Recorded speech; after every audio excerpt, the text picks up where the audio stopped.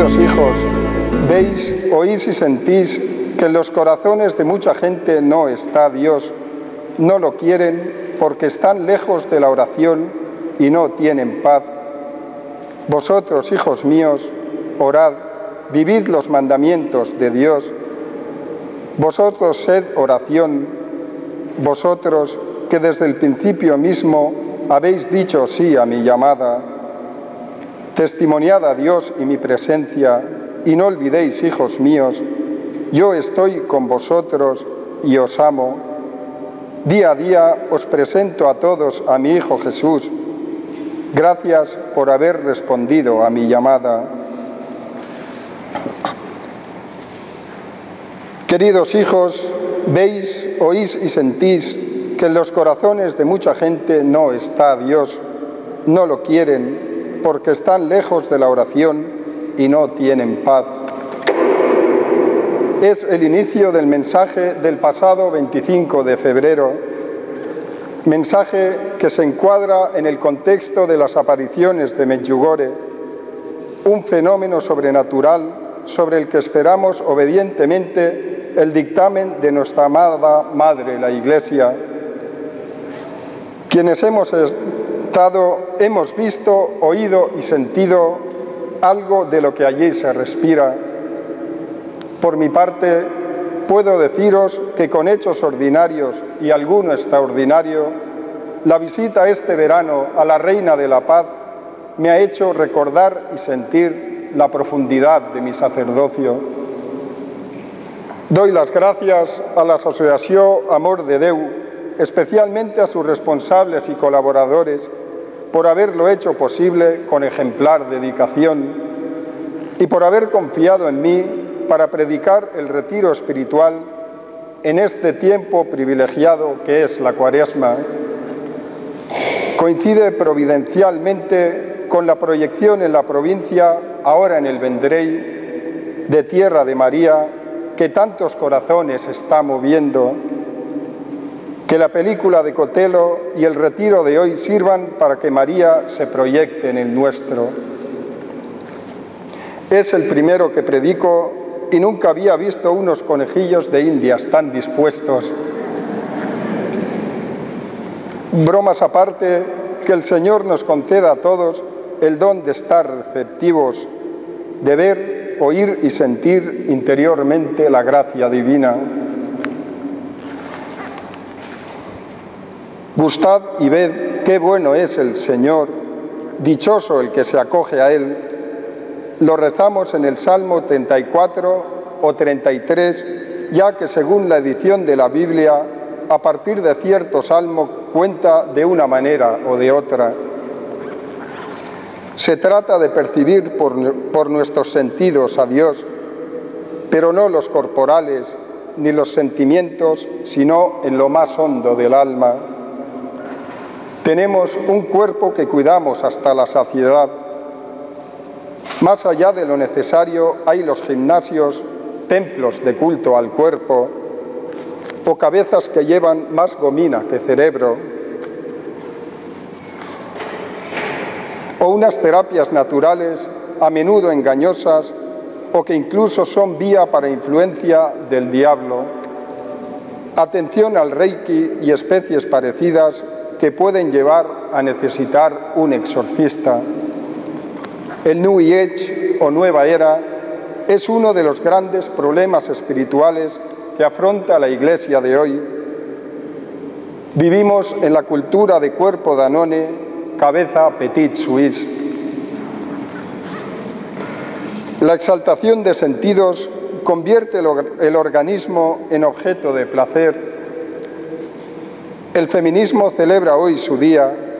Veremos grandes reivindicaciones del aborto que atenta no solo contra la vida del no nacido, sino también contra la feminidad por las secuelas psicológicas y morales que deja en la madre.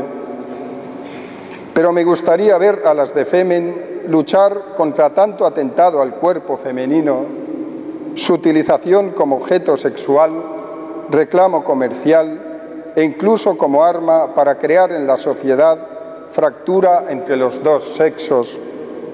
En todo esto podríamos hacer frente común. Tenemos una mente que la desarrollamos. Vamos a la escuela, instituto, universidad, leemos libros, cada vez menos, vamos al cine a ver Tierra de María, encendemos la televisión que nos mete la basura en casa, Facebook nos tiene atrapados en su red. Podríamos pensar que la religión entra mentalmente por los sentimientos. La fe es aceptar el amor de Dios y corresponderle con el nuestro, pero el amor humano no siempre va nivelado con las emociones. Centrando la relación matrimonial en lo sentimental, es tristemente explicable que tantas parejas pinchen. Y lo mismo puede pasar con la vocación consagrada. El amor es mucho más hondo, mucho más fuerte, y solo así es capaz de superar las crisis. En las parroquias llevamos 4 décadas de cantos y catequesis sentimentalistas, con una pastoral de guitarra y cartulina. Los niños y chavales se entretienen, pero la palabra de Dios resuena cada vez más en las iglesias porque se están quedando vacías. De libros de primera comunión con el título Carrinclón de Jesús es el nostre amic, los obispos han querido pasar al catecismo con un explícito Jesús es el Señor. Los niños suelen decir que van a catequesis para ser amigos de Jesús. Yo les remarco, sí, pero sobre todo para creer en Él, para amarle, para seguirle, es decir, para ser santos. Si bien la fe la sentimos, no podemos basarnos en nuestro estado de ánimo para creer en Dios. Cuerpo, mente, dice San Pablo en la carta a los Corintios, capítulo 13, versículos 16 y 17. Hermanos, ¿no sabéis que sois templos de Dios y que el Espíritu de Dios habita en vosotros? Si alguien destruye el templo de Dios, Dios le pedirá cuenta, porque el templo de Dios es sagrado y ese templo sois vosotros. Tenemos un alma en la que el Espíritu Santo habla en lo más hondo de nuestra intimidad. Es la presencia de Dios en nuestras vidas. Ahí es donde debemos esperar que se nos presente el Señor. Pidámosle a la tercera persona divina que hoy venga con fuerza a nuestras vidas, que nos llene de gracia, que ensanche nuestro interior, que más que una vida sana nos dé una vida santa. Veis, oís y sentís que en los corazones de mucha gente no está Dios, no lo quieren porque están lejos de la oración y no tienen paz. A María y a nosotros también le duele profundamente el rechazo a Dios que se respira en el ambiente. Podía haber dicho que opinan diferente, que no le conocen, que van errados, pero va al fondo y se lamenta, no lo quieren. Es decir, que no tienen excusa. La Gospa le dijo a Mirjana en una ocasión, todas las personas adultas tienen capacidad para conocer que Dios existe. El pecado del mundo consiste en esto, no se interesan por Dios. Este es el gran problema, no lo desean, no le buscan, no le aman.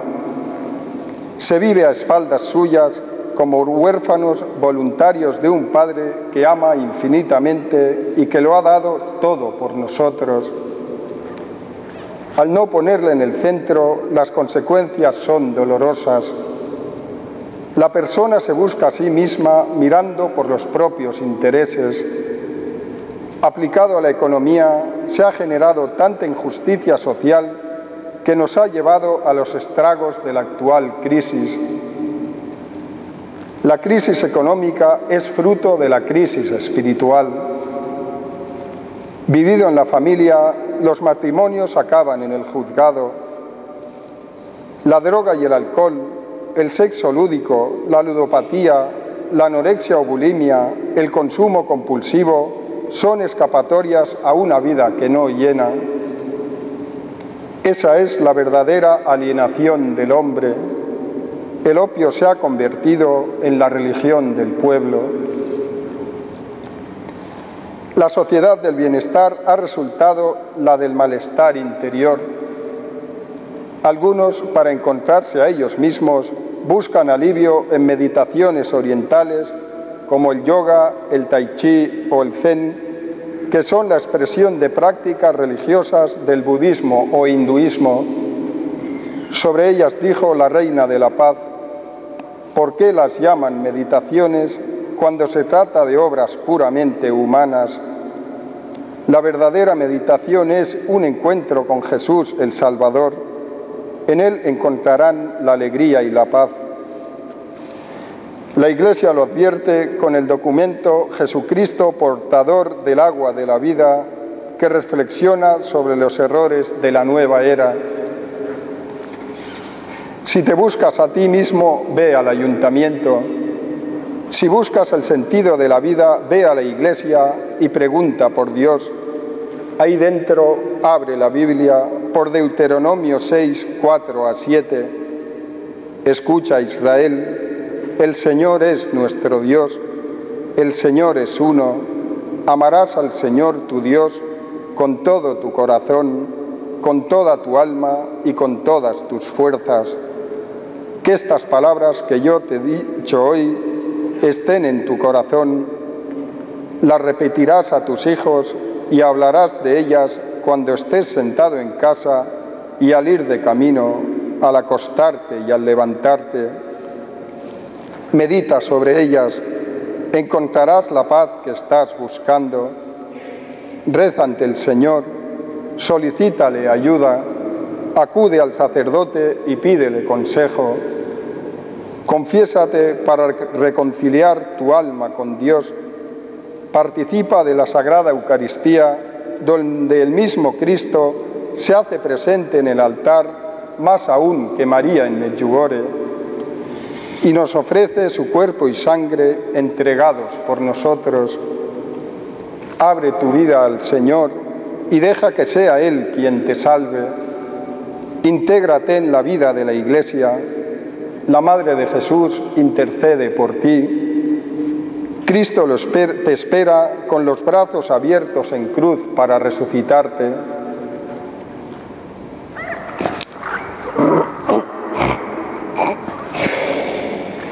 Vosotros, hijos míos, orad, vivid los mandamientos de Dios. Vosotros sed oración, vosotros que desde el principio mismo habéis dicho sí a mi llamada.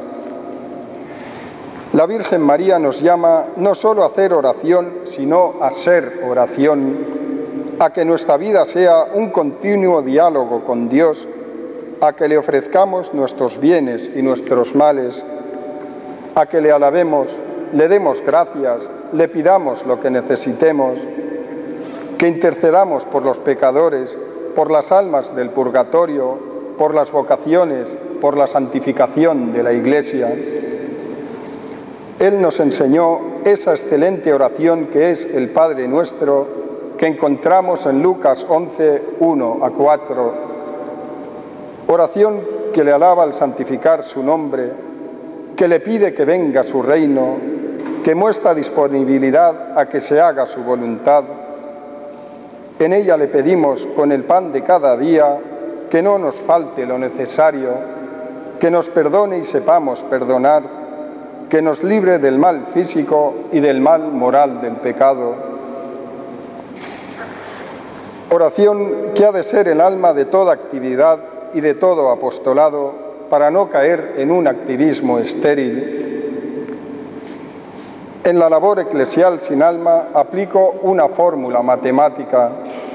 El trabajo pastoral hecho por activismo es inversamente proporcional a su resultado. Funciona, ¿verdad? Y si estamos distraídos o no sabemos qué pedirle, o tenemos poca práctica, digamos a Jesús como los discípulos: Señor, enséñanos a orar. Y le iremos cogiendo el truquillo, porque orar solo es raro si se lee al revés. Detengámonos ahora en las 7 piedras. La oración es precisamente uno de los pilares de la Cuaresma junto al ayuno y la limosna. Es el reflejo de 3 actitudes interiores: la relación con Dios, el espíritu de penitencia y la caridad. Es por eso momento de repasar cómo llevamos las 5 que nos propone la Virgen. ¿Cómo va mi plan de oración? ¿La hago con el corazón o con la rutina de quien se sabe el Ave María de carrerilla? ¿Dedico tiempo a la oración mental? ¿Rezo el Santo Rosario? ¿Oro en familia para que permanezca unida y católica? Relacionado con la oración, la lectura de la Sagrada Escritura y la Eucaristía. Nuestras Biblias no han de estar llenas de polvo, sino de grasa, de la grasa natural de nuestros dedos, que no se cansen de pasar hojas. Si la leyéramos tanto como vemos la tele, sería no ya un monasterio esto, sino hasta el mismísimo cielo. Es la palabra de Dios y el libro de nuestra vida. Meditémosla, que se haga carne en mí. La Sagrada Eucaristía no es el simple precepto del domingo, es la presencia viva y real del mismo Jesucristo. Vi hace poco la película El Gran Milagro, que relata todo lo que sucede en la Santa Misa, y aquellos muñecos de pastelina animada me hicieron descubrir lo poco que yo mismo valoro este sacramento.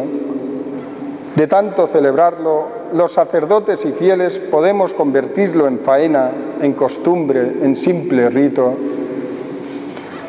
Más allá del hecho visible del cura que dice la misa, hay unas realidades espirituales.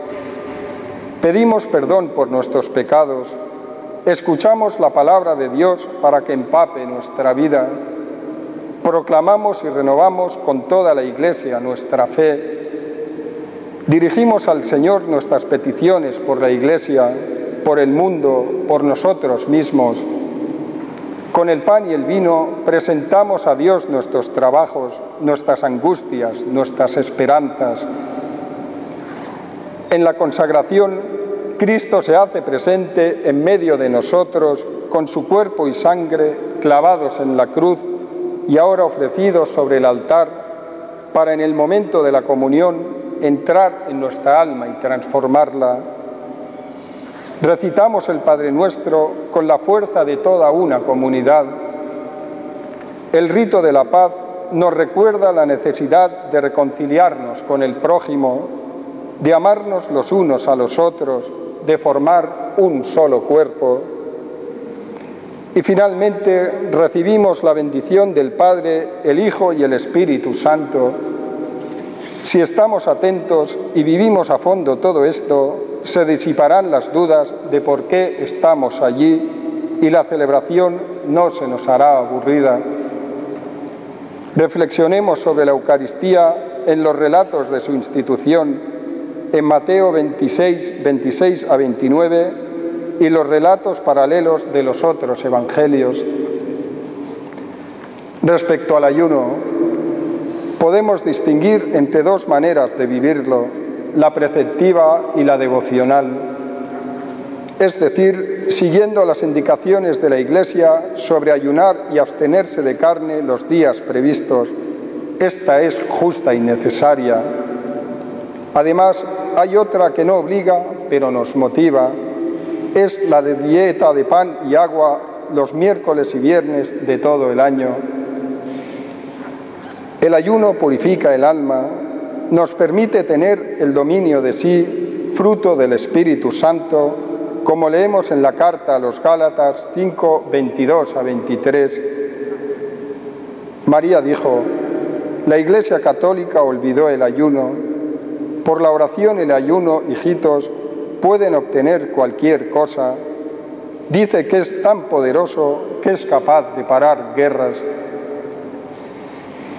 Quienes estuvimos en la aparición en el Porvo, en la aparición extraordinaria, la noche del 24 de agosto, escuchamos de Iván cómo la Gospa le había dicho: oren particularmente en este tiempo por la paz en el mundo.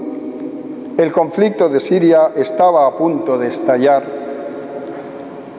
En el Ángelus del día 1, el Papa Francisco convocaba para el sábado 7 una jornada mundial de oración y ayuno por la paz en ese país. Concluía el llamamiento con la letanía: María, Reina de la Paz, ruega por nosotros. La guerra de Siria no estalló y las horas siguientes a la plegaria, la NASA registró en el planeta Tierra una calma meteorológica muy poco habitual.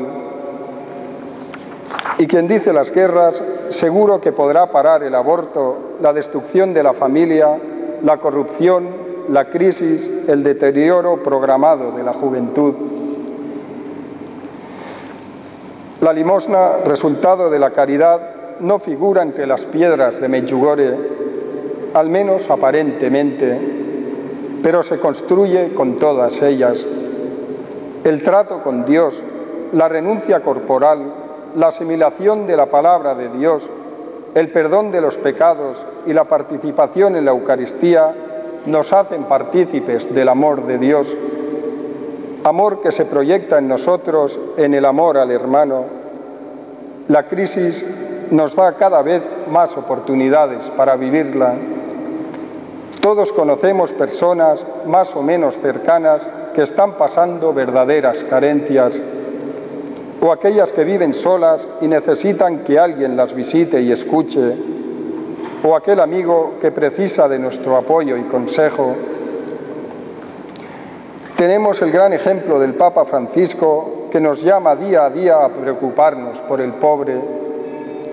Nos dice en el mensaje de esta Cuaresma: estamos llamados a mirar las miserias de los hermanos, a tocarlas y a realizar obras concretas a fin de aliviarlas, para testimoniar a cuantos viven en la miseria material, moral y espiritual el mensaje evangélico. Nos pide que seamos misericordiosos y agentes de misericordia. Cuaresma es tiempo de conversión, de hacer un reset espiritual, es decir, de apagar y volver a encender, de iniciar de nuevo. Detengámonos, replanteemos nuestra vida. Si somos fieles al amor de Dios, veremos tantos aspectos en que no nos desanimemos. Acudamos a la piedra de la confesión, es la más blanda, porque en ella se enternece la misericordia de Dios, que nos da el abrazo del perdón, que nos da la gracia para seguir en la lucha contra el mal. A través del sacerdote, todo un Dios, Padre, Hijo y Espíritu Santo, nos absuelve de nuestros pecados y nos devuelve la paz. Los sacerdotes que hemos confesado en Medjugorje explicamos siempre que uno de los grandes frutos, relatado también en Tierra de María, es el sacramento de la penitencia. En el viaje de agosto observé a un sacerdote mayor que administraba el perdón a una joven desde un confesonario muy característico, su propia silla de ruedas. Me impactó su entrega y le hice una foto que tenéis publicada en el calendario de la asociación en el mes de mayo, precisamente el de María, la cara que pondrá cuando se vea. Os propongo la lectura conmovedora del Hijo Pródigo en Lucas 15, 11 y siguientes. Y como el Señor no se cansa de perdonar, no nos cansemos de confesarnos, a no ser que pensemos que podemos tirar la primera piedra, en este caso no de Medjugorje. Estas 5 piedras bastan para vencer al gigante del mal que parece aplastarnos. para no dejar que el poder del demonio, con la fuerza de su seducción, marque nuestra conducta. Son medios que Dios pone al alcance y que María nos recuerda. Si las empleamos, el sistema no podrá contra nosotros. Para llegar a 7 nos faltan 2 piedras. Estas son más grandes, las tablas de la ley de Dios. La suma de la oración, el ayuno, la meditación de la Escritura, la confesión y la Eucaristía nos ha de dar una vida cristiana. Y me atrevo a decir más aún, movernos a ser santos. La santidad es, nunca mejor dicho, una senda de piedras. Es una constante subida al Krisevac, un camino de la cruz que nos llevará a la alegría del cielo, a la gloria de la resurrección. Hace 2 veranos hice la ruta jacobea, experiencia que recomiendo vivamente. Llegado a Santiago, había entre las tiendas de recuerdos camisetas con todo tipo de horteradas, pero 2 de ellas me llamaron la atención porque hasta tenían mensaje. En una aparecían unos pies llagados con tiritas y el lema «Sin dolor no hay gloria». La otra ponía sentido de eternidad. El dolor es algo temporal, la gloria es para siempre. Este es precisamente el recorrido de la santidad, del auténtico pórtico de la gloria. Por un pueblo cercano al mío pasa la Nacional 340. Una de las caras de la señal de 1 kilómetro está en blanco. Es el kilómetro fantasma. Va muy bien para recordar que el camino cristiano hay que ir haciéndolo. Tenemos unas señales que nos lo indican, los mandamientos de la ley de Dios. La vida del creyente es mucho más que un conjunto de normas y de doctrinas, pero estas son necesarias para no perder el rumbo. No podemos prescindir de ellas. El cristianismo es el amor de Dios vivido en forma humana aquí en la tierra. Todo iba bien al principio, hasta que, lo leeremos mañana en la misa, entró el pecado en el mundo. Fue por eso necesario, en tiempos de Moisés, que Yahvé entregara una ley, pero es en realidad una indicación de que vivimos según la voluntad de Dios, es decir, que describe la vida del cristiano. Cuando un viajero enciende el cigarrillo en el avión, pip, pip, pip, se encienden unas luces de alarma. Esos son los mandamientos, unos indicadores que nos advierten de cuando no vamos bien para que rectifiquemos. Si vivimos en nuestro corazón el amor a Dios, el amor a los hermanos, los mandamientos saldrán solos y no costarán. Cuando no es así, los vemos como una obligación de fuera, como una carga que cuesta cumplir. María nos invita a vivirlos, pero con la gozosa libertad de los hijos de Dios, que movida por el amor del Padre, busca su voluntad. Solo así seremos capaces de tener a Dios como lo principal, respetando su nombre, acudiendo a su encuentro en la Eucaristía, viviendo el compromiso con la familia, respetando la vida propia y ajena, siendo responsables en la vida sexual, no como placer egoísta, sino como gozo compartido en un amor que transmite vida, respetando los bienes ajenos, siendo fieles a la verdad y a la fama del prójimo, evitando el pecado de pensamiento, huyendo de la envidia y la codicia. En definitiva, movidos por el amor de Dios, quien nos rodea será amado de verdad. Os recomiendo introduciros con Moisés en el Decálogo, en el capítulo 5 del Deuteronomio. Y llega ya la última parte del mensaje. La Virgen no os enrolla tanto. Testimoniad a Dios y mi presencia, y no olvidéis, hijos míos, yo estoy con vosotros y os amo. Día a día os presento a todos a mi Hijo Jesús. Gracias por haber respondido a mi llamada. Si al principio nos decía que en muchos corazones no está Dios, ahora nos llama a ser testigos de Dios y de María. Al cristiano se le pide una vida coherente con su fe. Solo así haremos visible la salvación en el mundo, en el ambiente en que nos movemos, con la gente que nos rodea, a menudo tan necesitada y en el fondo tan sedienta de eternidad. María nos llama a ser apóstoles del siglo XXI. La Iglesia nos convoca a la nueva evangelización. El Santo Padre, al inicio de su brillante Evangelii Gaudium, la alegría del Evangelio, nos invita a una nueva etapa evangelizadora marcada por esa alegría, que ha de ser el camino de la Iglesia en los próximos años. En el número 6 afirma: hay que permitir que la alegría de la fe comience a despertarse. El capítulo primero nos pide una transformación misionera sin demoras, sin asco y sin miedo. A los curas nos tira de las orejas cuando dice en el número 28 que la parroquia no es una estructura caduca, separada de la gente, ni un grupo de selectos que se miran a sí mismos. Nos demanda que alentemos y formemos a sus miembros para que sean agentes de evangelización. Estoy con usted, santidad. Soy forofo del español, pero lo soy también de la nueva evangelización. Y me exaspero y me rebelo cuando veo unas parroquias tan estáticas.